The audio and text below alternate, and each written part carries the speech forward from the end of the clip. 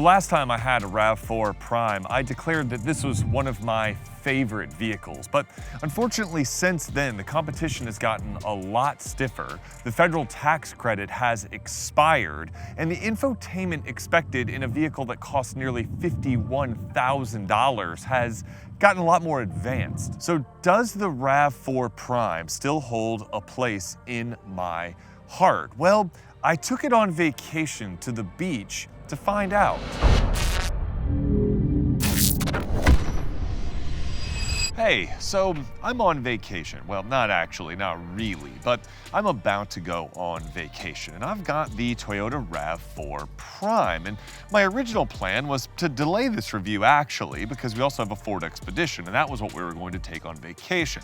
But then Hallie got called into a last-minute volleyball practice, so me and Hallie are leaving a day later in the RAV4 Prime. So I had an idea for an experiment just now. I was trying to think, how can I bring some context to the RAV4 Prime, which is an excellent around-town plug-in hybrid vehicle with over 40 miles of EV range. So how can I use those attributes, those positive attributes of the RAV4 Prime, which I happen to really like, in service of a review going to the beach? And then I had an idea, and I'm not gonna sort of draw a line in the sand as a hard experiment, but my idea was this. The RAV4 Prime has an absolutely ridiculous total range, right? Especially if you use its 40 miles of EV range on top of the hybrid efficiency of the gas engine. It's got like over 500 miles of range or something. So I thought, how much can I get out of one tank of gas? All right, so we're driving down to Seaside, which is on the Gulf Coast of Florida. I have 44 miles of EV range indicated right now. I'm going to fill up at the gas station. And then when Hallie gets out of practice, we're gonna leave and go straight to the beach. My thought here being this. The RAV4 Prime is plenty of space for the two of us to take a trip to the beach, and it might even be enough space for a small family of four to do a short trip. But just how far can you milk this thing? Like, if I drive all the way to the beach, which is about 6 hours, and then I could keep it in EV mode most of the time that I'm there, how far back could I make it before I have to fill the tank up? It's about 320 miles and change, depending on where we are in relation to home. It's about 320 miles from home, and I'd say it's probably about the same from here. So how close can I come? If the total range needed is over 600 miles, could I do an entire week at the beach on one tank of gas, one fill up? Let's find out. All right, just filled up, and here you can see we are maxed out at 42 miles of EV range, 439 miles of hybrid range, and that's just around town, so it should be more. I just picked up Hallie from volleyball practice.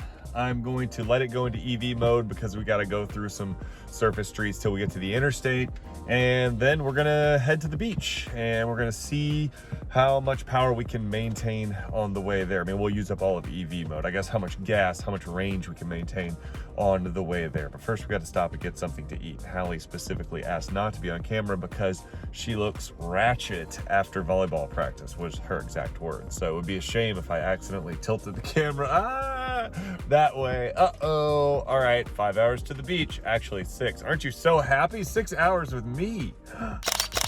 From an efficiency standpoint, the RAV4 Prime is still a unique animal, okay? You've got over 42 miles of electric-only range. You've got typical RAV4 hybrid efficiency when that range runs out. You have over 300 horsepower, making this the second fastest Toyota after the Supra. Like, the RAV4 is such a unique package, and as an added bonus, in my opinion, it's still the best-looking Toyota RAV4.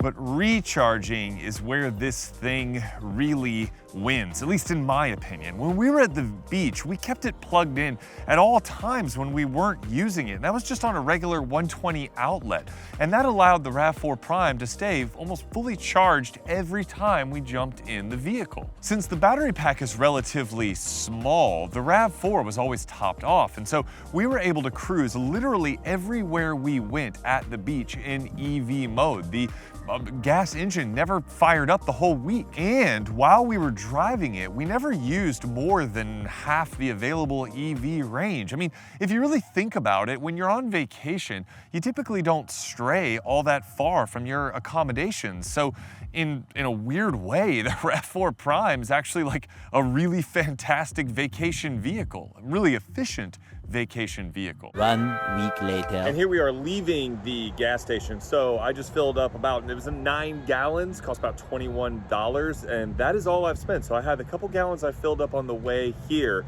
and then I just filled up 9 gallons before we left Florida. I've been on EV power the entire trip. So to give you an idea of like what that cost, it was less than $30 to fill this thing up completely, drive it on EV power all week long, and then top it off. Remember, it had about a quarter of a tank, about 94 miles, 92 miles of range left when I pulled in the gas station here to go home. So I'll check in one more time when we get home to see sort of what the total operating cost was for a week at the beach. You can see here, returned home, running errands, out filming right now. Still have 93 miles of range and averaging almost 43 miles per gallon for the whole tank. So, whoa. With 33 cubic feet of space back here in the rear, you get slightly less than the considerably uglier Ford Escape plug-in hybrid, which doesn't have all-wheel drive and doesn't go as far in EV mode. It's like 36, 37 miles. You get slightly more cargo space than the Hyundai Tucson plug-in hybrid vehicle, which has like 32 cubic feet of space, is also somewhat uglier and goes even fewer EV miles. Now, both of those have better technology and interiors, but, well, Toyota's working on it. Yeah, like, I'm not gonna lie, this is a little bit of a weak spot in a vehicle that costs the better part of $51,000. The interior is just okay, and the infotainment and stuff is a weak spot. Now, supposedly Toyota's gonna put its new updated infotainment system and a new digital gauge cluster in the 2023 model. This is a 2022 model. As it stands, would I spend this kind of money on a 2022? I might not get this fully loaded trim, that's for sure. I would definitely check the 2023s to see if the updated infotainment works a little bit better for you, okay? Also, the driving experience in the RAV4 is very cushy. It's a little bit of Toyota's overly cushy ride, and that means there's a little bit of rocking I found on uneven surfaces. So when we're driving back roads down to the beach, there were some that kind of upset it a little bit, but you know, this isn't a Mazda CX-5, it's not a CR-V, it's gonna ride on that kind of cushier end of things. On straight interstate roads, it's supremely comfortable, and these seats are pretty great. So there is that. So the interior is a weak point at this price, but not necessarily if you kind of are judicious with the options, or at least you can find one optioned in a more judicious way.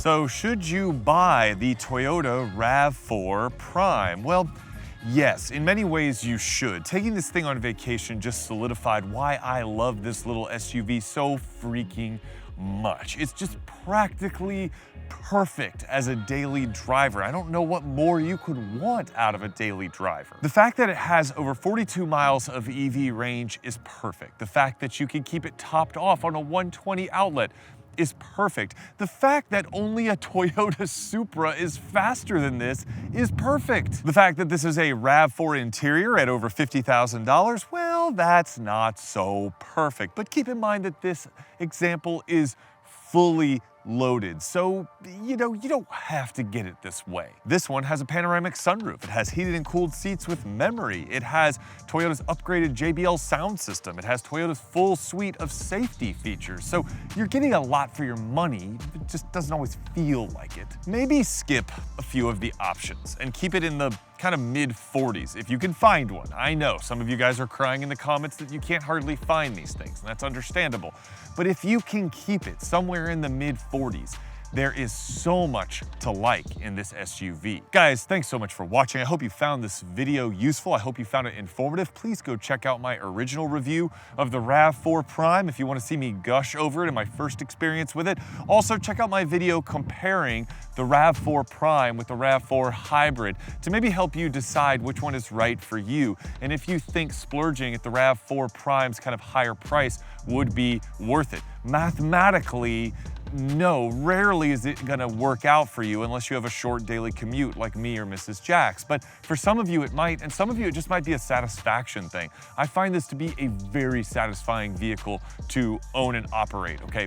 I don't own it, but to receive from Toyota for a limited amount of time and operate, all right? It's an extremely satisfying vehicle. It has so much to offer. I can't sing its praises enough. It's not perfect, but it's damn close to perfect. All right, guys, thanks so much for being here. If you found this useful, please consider liking, subscribing, please consider sharing it with anybody else that you might think would get value from it. And until next time, drive safe, and I'll see you in the next video. All right, peace.